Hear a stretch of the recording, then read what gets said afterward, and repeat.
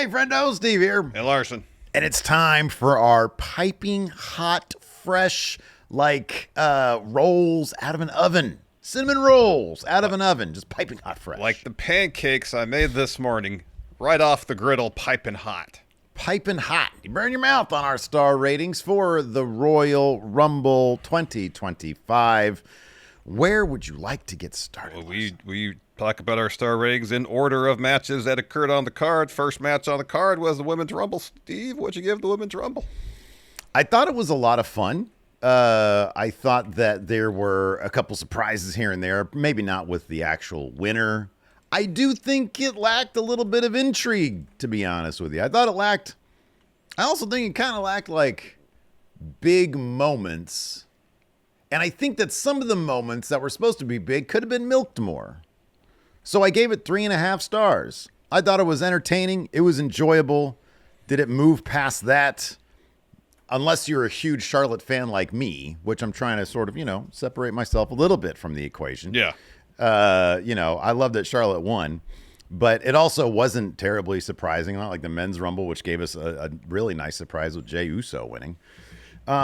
So yeah, I gave it 3.5 stars. I thought it was perfectly enjoyable, but didn't really move much past that. Yeah, the Rumbles aren't so much about clever, intricate, interesting in-ring work. It's you have a bunch of people in the ring, you'd explore the interpersonal dynamics between them all.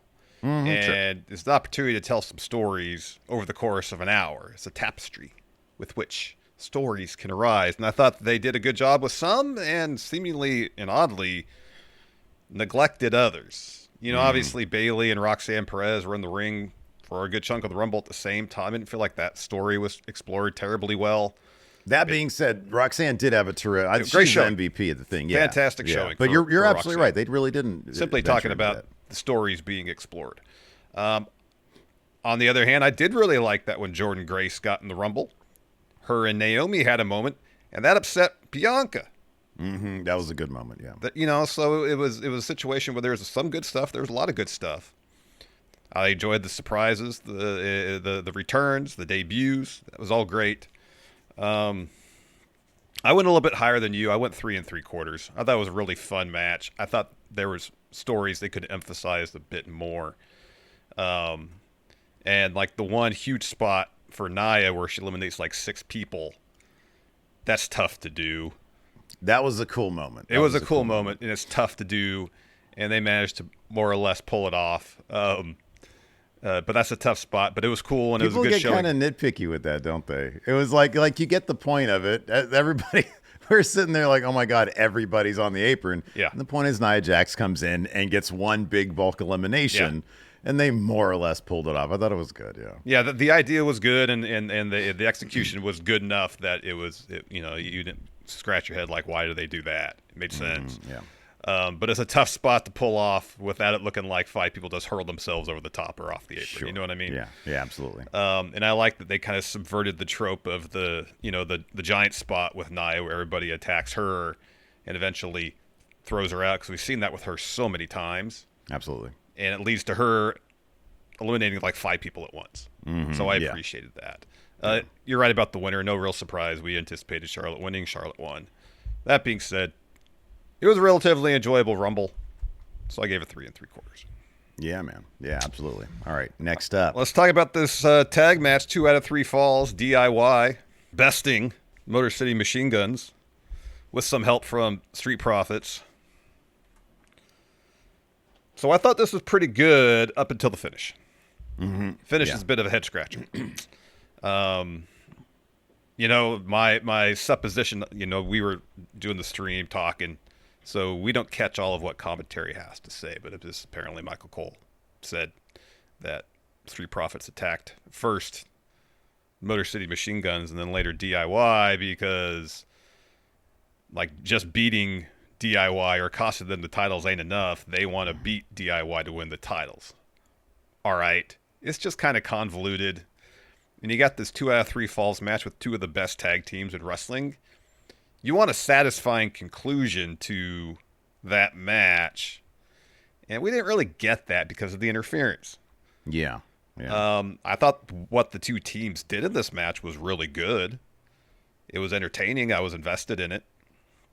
The strategy involved, DIY, channeling, the revival at moments, even hitting the shatter machine. It's a good callback. But for me, the interference at the end really knocked down the score because it left me scratching my head more than saying, wow, what a good match. I gave it 3.25. In the end, I was kind of disappointed with it. I thought that the ingredients were there for like a really exceptional tag team bout, and just at the end just didn't deliver for me.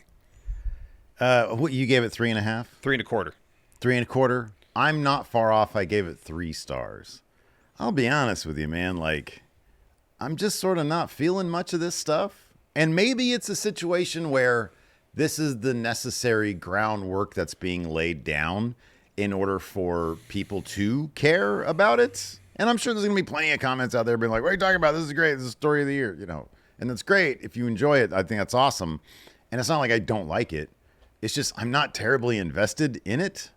And again, maybe it's a situation where with some more, you know, groundwork being laid and more matches, this will end up being like, you know, feud of the freaking year or something. I don't know. But at this point, this was a 14-minute 2 out of 3 falls count match. Mm-hmm. 2 out of 3 falls is essentially like 3 matches, assuming they go to the 3 falls. Mm-hmm. Mm-hmm. So that's like less than 5 minutes per match that we're getting here. The first fall, I think, was like in 3 minutes or something like that. And so, I don't know, man. This just didn't hit for me. You hear, I guess here's my thing. I feel like DIY and Motor City Machine Guns can put on a killer 2 out of 3 falls match. It just shouldn't be restricted to 14 minutes. Yeah. And it should be given like a SmackDown main event with tons of time. And that way it could be pretty compelling stuff, especially with the finish. This came off more like one match in the mid-card of SmackDown because of that interference ending there. You know what I mean? Like, it just had that vibe. It didn't have the vibe of like, oh my God, 2 out of 3 falls. How is this going to play out? And so, yeah, I you know, but the wrestling technically was all really good. And they've all got terrific chemistry. So, you know, I can't go lower than 3 stars. But, yeah, I gave it 3 stars. All right, let's talk about Ladder War. Ladder War. Cody successfully defending the WWE Championship against Kevin Owens in a ladder match that felt much more like a war than your typical high spot ladder match. Steve, what'd you give this one? Oh, man. I love this. I didn't go quite 5 stars. I did go 4 3/4 though. Wow. Because I freaking love this. I thought that the obviously the chemistry between these two dudes is off the charts. I thought the story is really good. I thought everything going on in the match. I'll say this. I think the only reason it didn't quite get to 5 is because 5 stars, man, you need to have like multiple moments where it's like, oh my God, this is crazy. And instead they opted for more of a physical violent type thing, you know, like putting Cody in the deal with the brace on the ladder and a lot of power bombs on ladders and whatnot and people taking bumps on ladders. And a lot of it was like, oh God, that sucks. This hurts. As opposed to, you know, there's a way you can do the actual process of climbing a ladder, battling somebody else on the ladder, and it'd be like, oh my God, this is so compelling. And I think that probably would have gotten to 5 stars. But I thought everything else about this was great. I don't think they needed to go in the crowd, but I thought everything else about this was really terrific. It was a ladder war. Kevin Owens, man, might be headed if they give Kevin Owens this level of creative throughout the rest of the year, it's going to be his Drew McIntyre year. Mm-hmm. It's going to be the year where it's like, oh my God, this guy was number 1, because Kevin Owens, from the promo to the character stuff to the psychology, all the stuff, he just has it so perfect. And Cody matches that stuff. Like, he Alabama slams him straight into hell through that ladder. And Kevin Owens is just this crumpled mess, bleeding everywhere. People are really freaking out because they think that he's actually busted up. And Cody leaves and he comes back and he gives some super condescending shit talk to Sammy. And he stands there over the broken body of Kevin Owens with the titles, with Kevin Owens' replica title as well. It's not like he threw that down and just hoisted his. He's like, no, Kevin's is mine now. Mm-hmm. So, yeah, I gave it 4 3/4. That's a really, really, really awesome rating. I thought there were maybe some things they could have done to brought it to 5, but My God, I can't. There's no complaints about this match. 4 3/4. I didn't go quite as high as you because I thought the beginning, especially them brawling through the crowd, was largely superfluous. That Yeah. They didn't need to do that. I thought there was chunks in the beginning, the first third or so, that were kind of slow.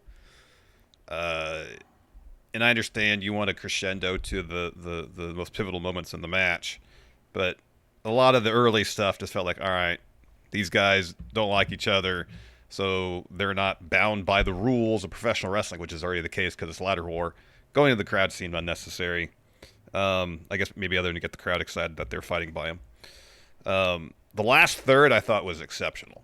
And if I was going to give that a star rating, it'd probably be close to 5 stars. But the match as a whole, I gave 4 1/4.